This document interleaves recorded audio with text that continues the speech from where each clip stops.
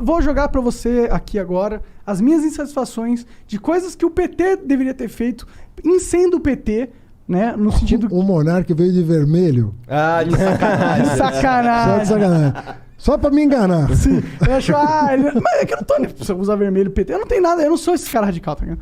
Mas tipo... Eu tô vendo que não. Por que que a maconha não tá legalizada? É uma pauta de vocês. Eu acredito que deveria ser, pelo menos. Faz todo sentido. Porque a maconha foi algo político, ser usado político pra submeter... Mesmo aquela coisa da escravidão. Você aprova uma lei que só o alfabeto pode votar. Analfabeto. Alfabetizado pode votar. Tá. E aí, nos Estados Unidos, aconteceu a mesma coisa. Tu pegava... o que a comunidade tá usando? Maconha. Na comunidade negra. O que ela tá usando? Maconha. Vamos fazer o quê? Vamos proibir maconha? Porque aí nós temos uma desculpa pra proibir muito recente a proibição da maconha. É. Então, isso é uma pauta que, pô, em É teoria muito máxima... recente. Estourou movimento, assim, nos Estados Unidos lá foi o gatilho pra uma porrada de coisa, né? E a gente meio que copiou essa... Acho que é um pouco anterior à lei seca. Não é muito anterior à lei seca. E por Só que que a proibição da maconha? Ela é um pouco anterior à lei seca. A lei seca caiu e essa não.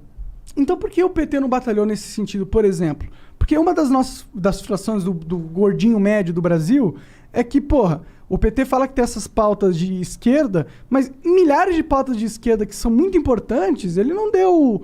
Não lutou, tá ligado? Tipo, ele lutou nessa questão da maconha. Na época, a Dilma deu isenção de impostos pras maiores empresas do mundo, do Brasil, tá ligado? Então, tipo, é meio... Você fala, porra, mano, fala uma coisa...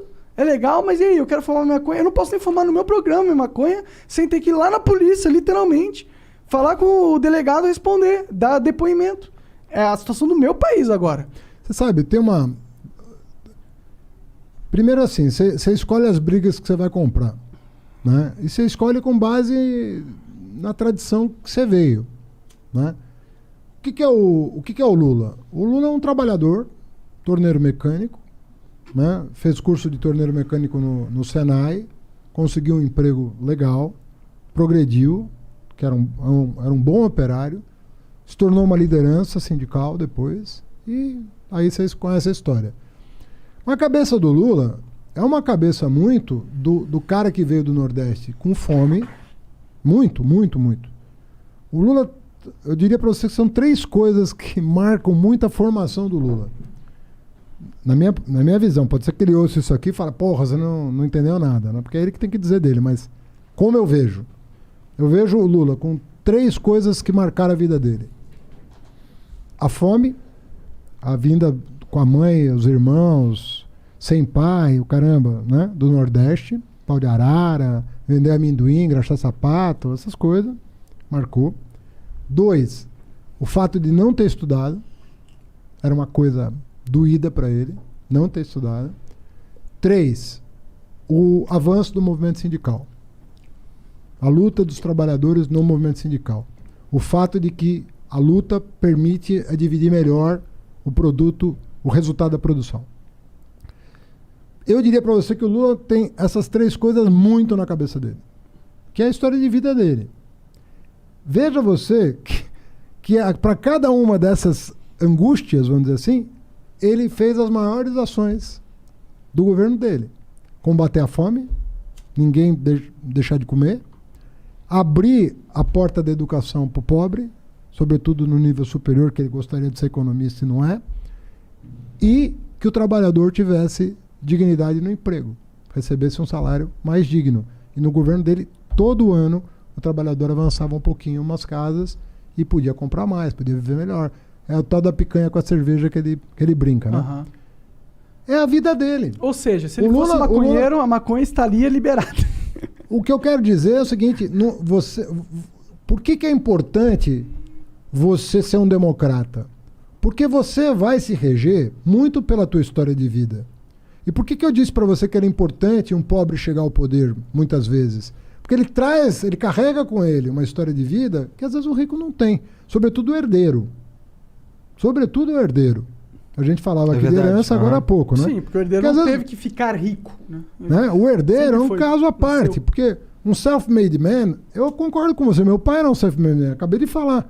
Era um cara que plantava trigo e grão de bico no Líbano e veio aqui ser comerciante na 25 de março.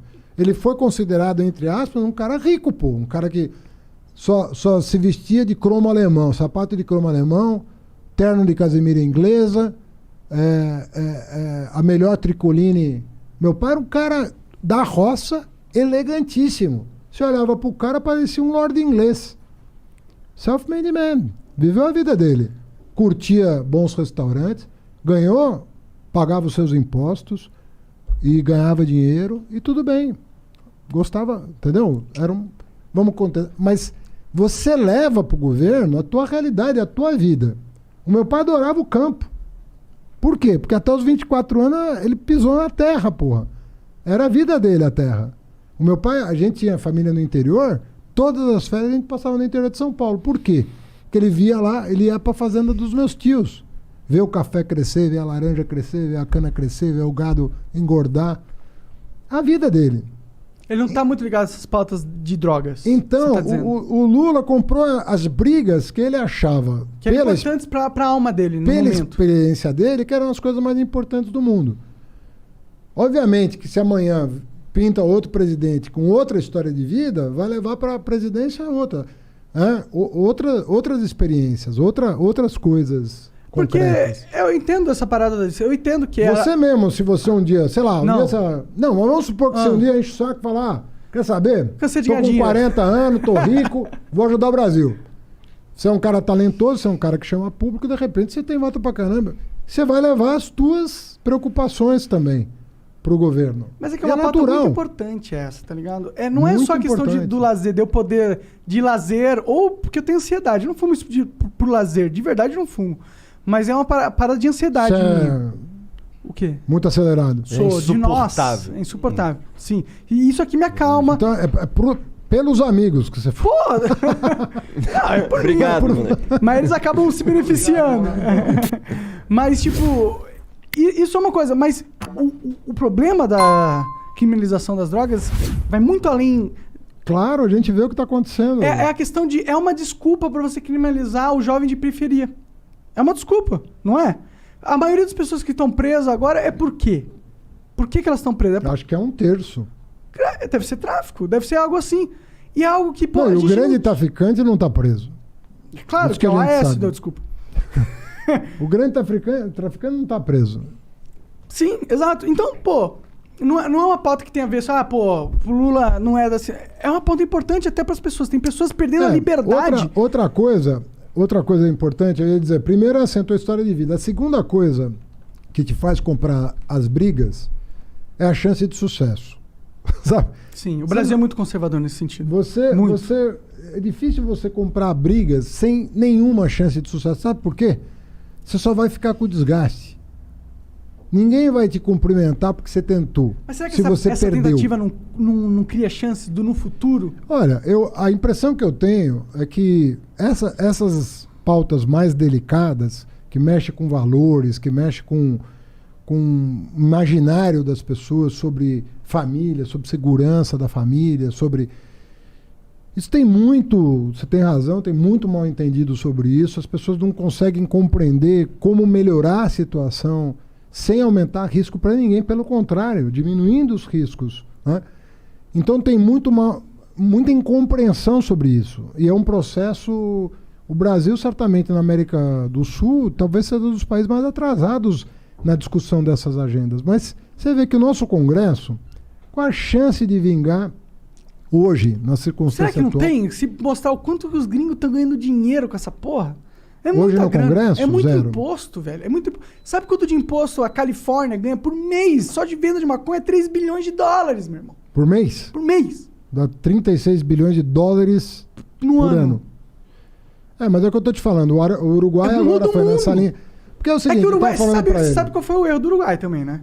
O erro? É, O você sabe. Estado Você não controla a produção, caralho. Isso eu não sabia. sabe? É um erro do Uruguai. O Uruguai, Tipo, hoje o em dia, se eu Estado quiser controla... plantar na minha casa e vender, eu não posso. Eu tenho que ter uma autorização. Tem que ser uma farmácia pra vender, entendeu? Isso é muito ruim. Porque o que Não acontece? é como na Holanda. Não, como nos Estados Unidos. Você restringe demais a demanda. Quando você... A oferta. Quando você restringe a oferta, o que as pessoas vão fazer? Tem uma demanda.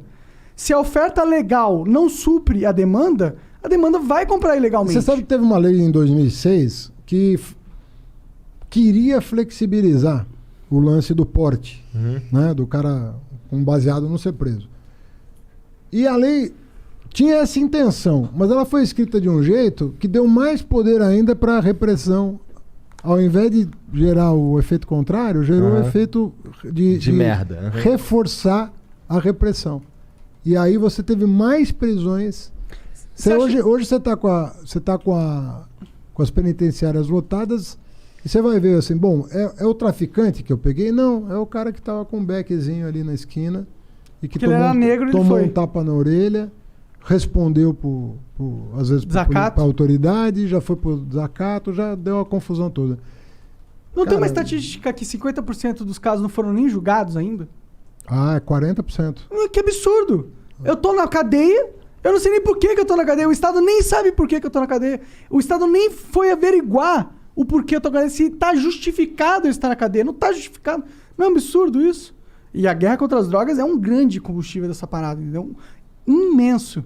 Mas... Não, tem muita coisa. Agora, é fruto também de amadurecimento da sociedade. A sociedade brasileira é muito conservadora, né? Se a gente fizesse um plebiscito, tu acha que ia ser... Não acho. Já teve várias pesquisas sobre isso. Não Pior que eu também acho que não liberariam. Bom, então aí nesse caso, não dá pra gente forçar, né? Se você... Não dá pra forçar, dá pra gente conversar com as pessoas e explanar os motivos pelos quais seria muito mais inteligente a gente legalizar. Existem vários caminhos para ir abrindo um pouco essa discussão. O primeiro caminho é da sociedade. A sociedade e mudando a cabeça, vendo assim, o que é melhor para a sociedade. Essa mortandade que está acontecendo aí em torno de uma coisa... Né? Normal, como o álcool, natural.